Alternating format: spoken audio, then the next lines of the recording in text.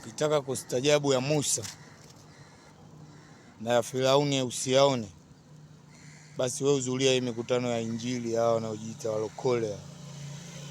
Sikufichi huko utastajabu ya Musa na ya Firauni hautayaona. Utawakuta kabisa zalani, yani bila aibu. Kuna biashara wanaziendeleza pale.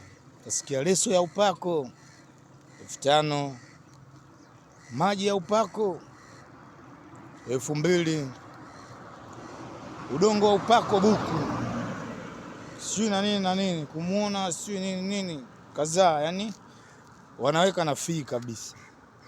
Epuka matapeli mwanangu, Injili haiuzwi. Epuka matapeli, Injili sio kazi. Epuka matapeli, Injili sio biashara. Hakuna biashara Injili ndugu yangu, hakuna biashara Injili.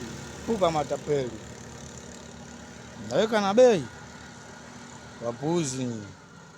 Injili ilikuja kwa ajili ya watu wanyonge sana, watu wa chini sana, watu waliopoteza matumaini, watu waliovunjika moyo, watu ambao hawana msaada wa aina yoyote ile.